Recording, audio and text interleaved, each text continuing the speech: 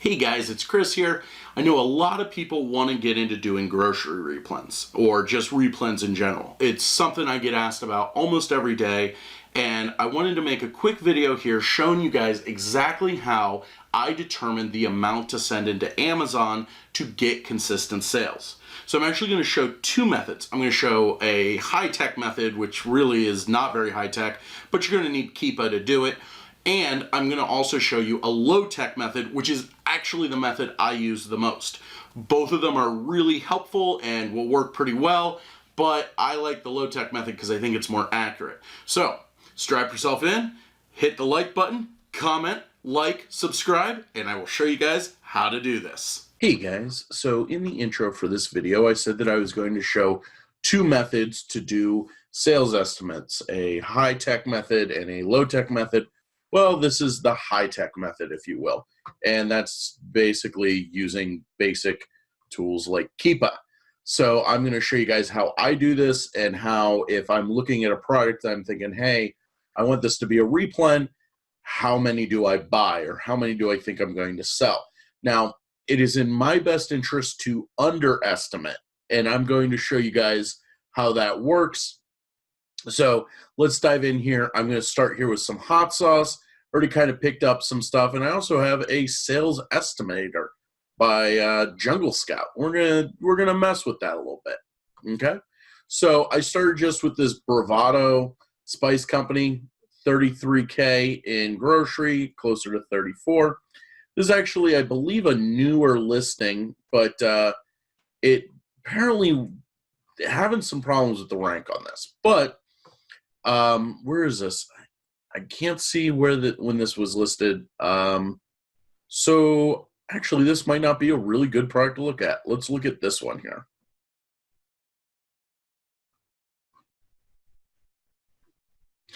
Perfect. So we have some sales history here. We're looking here at the Keepa chart. We can see sales rank going up and down. Okay, so let's actually plug this into Jungle Scout. Let's see what Jungle Scout will tell us, because I'm interested. Calculate sales. Okay, so this does not sell at all according to Jungle Scout. Great, good information. So let's look here at the month view. So we definitely can see some movement here. And the 3-month view, we definitely see some movement. Now, we can use this statistic here and we can pull what they call the drops. And that is kind of what I do, okay? I would estimate that this is probably selling a little bit more than 5 a month. Not great, not a great sales velocity, but you know, basically what this does is we just go through here, we count 1, 2, 3, 4, 5. That's the sales. Those should be sales. Now, don't be discouraged if you do ever buy or find something like this and you look at it, the rank doesn't look that good. I still sell stuff like this, or at least try to sell stuff like this, because we can look here, okay, this wasn't a good period, but you know what? September to October, that was quite a bit better. Now, I don't know why it's better then. I don't sell this product, but I mean, this did go down pretty well in rank. So I wonder, with maybe a little love on this listing, I mean, this does have a bad photo here, maybe we could make this better, but that's not what this video is about. It's about estimating sales. So looking at this for the monthly sales, looking at the statistics, we get about 5 drops a month per average. So I'd estimate about 5 sales a month per average. Now, that is not always accurate, because sometimes if we look at something like a crazy good selling product, like with a lot of velocity, let's look at this Cumana avocado sauce. Okay, 2K in grocery. We actually could be so low in rank that we don't really get a good picture. So that's where this breaks down. Something that's 2,600 in grocery is not selling 120 a month. Okay, it's selling way more than that. I mean, probably thousands a month.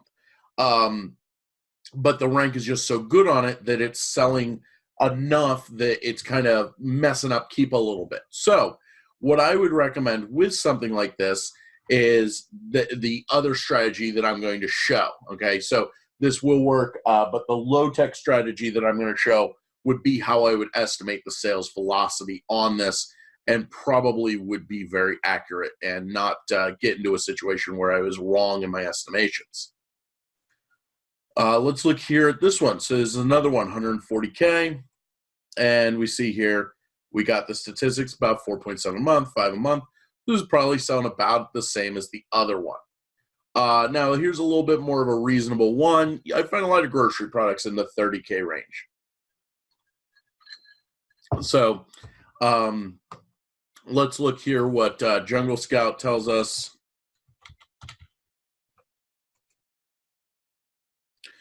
$210 a month. I would have to say that that is very high. I sell a lot of groceries, and this is actually 24K. Let's be more accurate here. Give it a shot.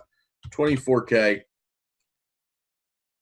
Yeah, I do not think that that is very accurate at all. I have a lot of grocery products that are in the 30K range, and they're selling well, but they're selling about 100 or so a month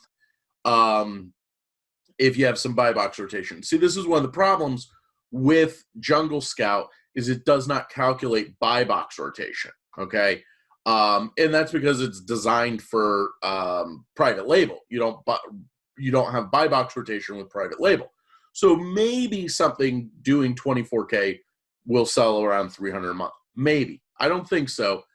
But if you have competitors in the buy box, you're definitely not going to get 100% of that, about 300 sales. So what I'm looking for here is we go in for the month. We look, the drops for month 40. This is something where I would probably comfortably send in 50 to 100 for a month's coverage. And I know that that's kind of like not based on anything. It just comes down to feel, okay? So I know that it's getting at least 40 sales a month. There's not a ton of sellers on it, okay? 5, 6 to 7. So what I would want to be looking for with this is, what can I do here to get this in and, feel that out with how it sells under my account. And that's why I use that low-tech method that I'm showing also in this video. Let's look here at the bomb. Okay, 400 in grocery. And, this is going to be another one that's probably going to give us a weird thing like, 94 per month. So that's the thing. This is going to be selling very low or estimating very low on this. But, knowing what I know about sales ranks, I would tell you that this is selling at least several thousand a month. Let's see what Jungle Scout has to say.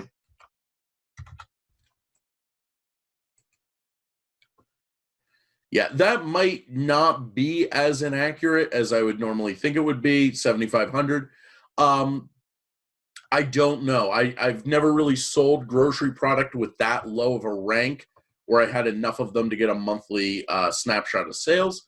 But with something like this, I would be sending in a few hundred of them because when you're looking here at this Keepa chart, you're fluctuating here. You have these fluctuations. These fluctuations are a lot different, between 250 and 500, or here it goes up to 1,000, than something that's fluctuating like between, let's look here, 15K and 120K, okay?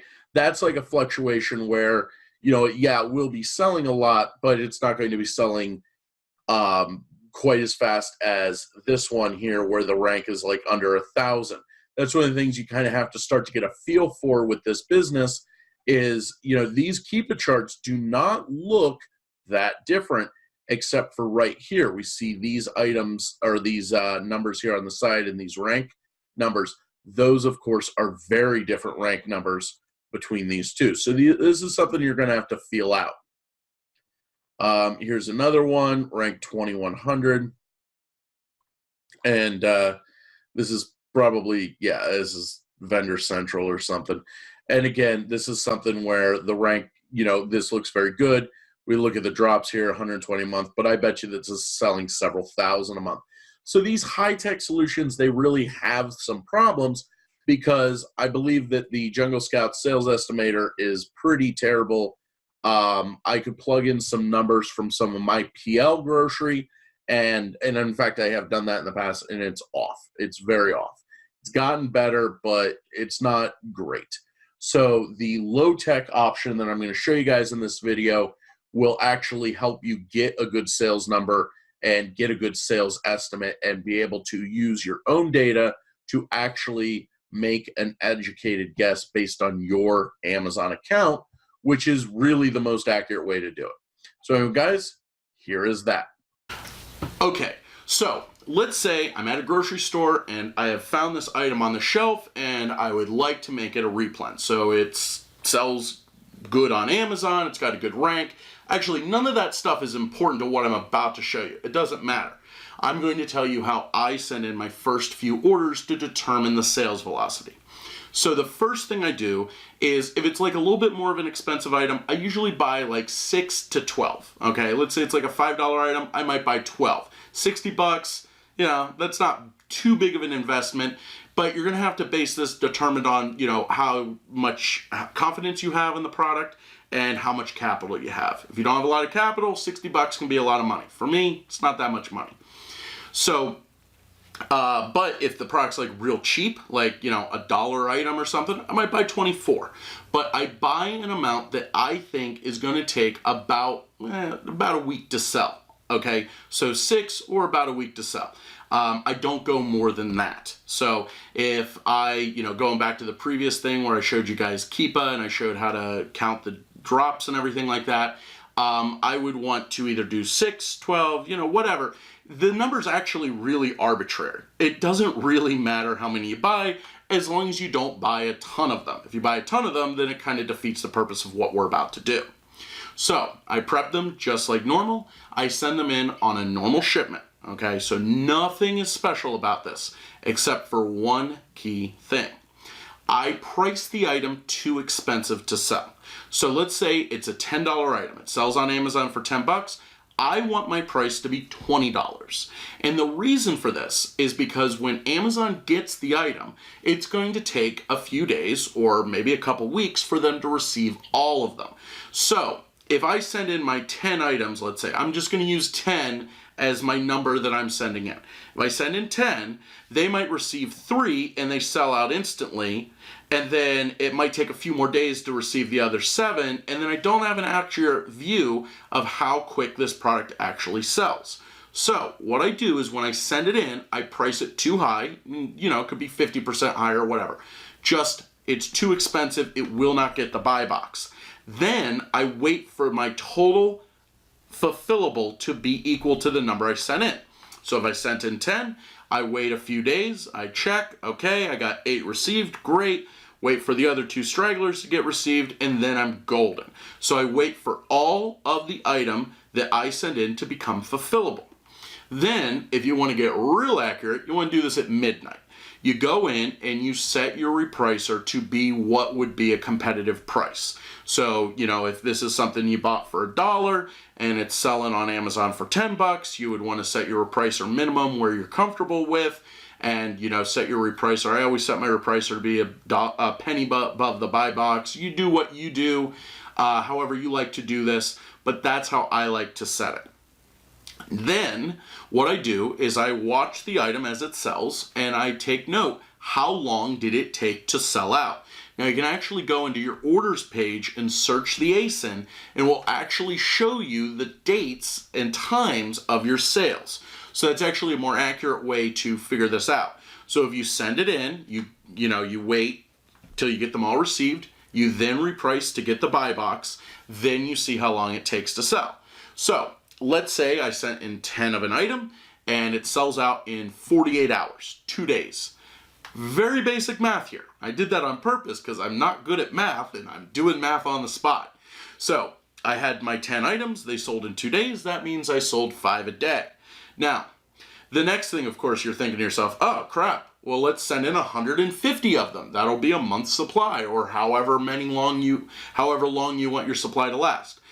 I don't do that yet. Okay, I've been burnt enough times to know that that's not always the right thing. I have no idea why this happens, but sometimes I send in a product, I send in 10 of them, they sell in 2 days, I send in 50 of them, and it takes like 3 months to sell. So I don't know why that happens on Amazon, but it definitely has happened to me numerous times. So the next thing is, my ultimate goal is to send in 6 week supplies at a time. The reason I use 6 weeks is because I like to actually have a month's supply, but it can take up to 2 weeks for stuff to get received by Amazon. Okay, so I ship it, takes, a couple days to get shipped to Amazon, then it takes a couple days, for Amazon to redistribute it. Worst case Ontario, it takes about 14 days or 2 weeks. So if I want to send in complete coverage for 1 month, I plan on 6 weeks. Now, that being said, that's after I've established the replen, which is what we're trying to do here. So in the case where I sold that 5 a day, what I actually then do is I send in 2 weeks worth. So it'd be 14, so that would be about 60. Actually, it would be about 75, 72 to be exact. Wait, 72?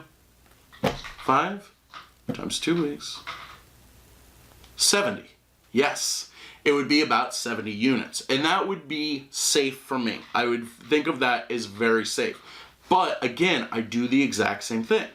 I take my repricer, I set my price too high, I send in my 70, I wait for them all to get received, which will take a little bit longer than it did with the ones, when I sent in the 10, and then I reprice it and I do the exact same thing, okay? If I see, oh crap, I sent in the 70, and it took, about 2 weeks to sell out, that would be perfect, okay? I would know that this was a reasonable item.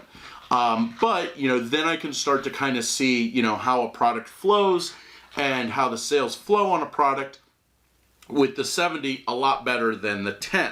But it's still not going for a full-blown 6 weeks supply, which could be a lot of money. Okay, now, I'm talking about dollar items here, but I have a lot of replens that cost $10 to $20 to make. So when you're talking $1,400, that's a significant amount of money to be holding on one replen untested. So then after those 70 that I got, from our previous work sell out, then I look, okay, if I send in 70 and they take 15 days to sell out, I'm like, okay, close enough. Sometimes things sell a little bit better one day versus another day.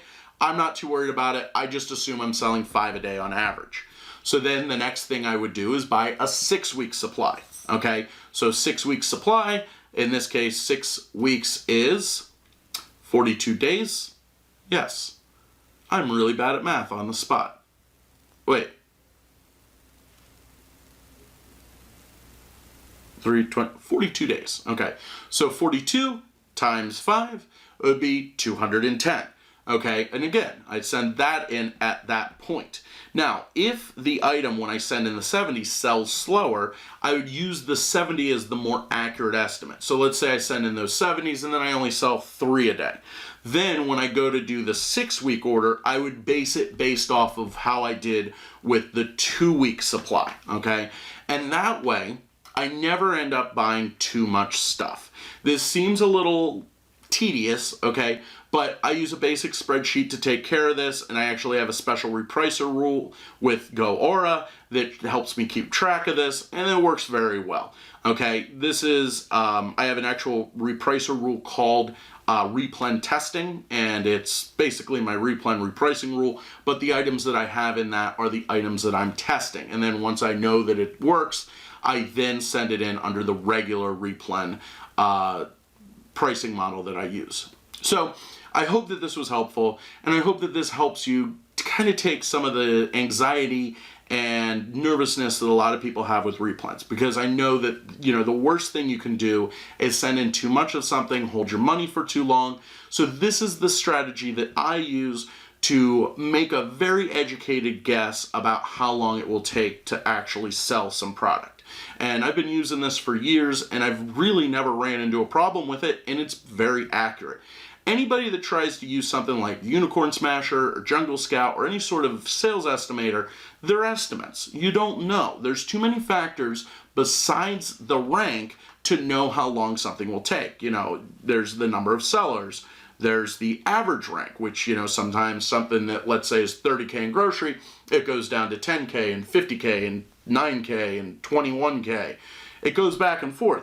Okay, we all know that. So this takes all of the guesswork out of that because you're actually using your own sales data to calculate your sales velocity. This is way more accurate than anything that anybody could ever do with any sort of estimate. Okay, this is, yes, it's still an estimate, but it's an estimate based on actual occurrences that happened. And it's very easy to do. So anyway, just fumbled on my words there. So anyway, guys, I hope that this was helpful, and I hope that this encourages you to try out some grocery replens and not feel like it's as risky as a lot of people seem to think it is. I hope you make a lot of money. Have a good night.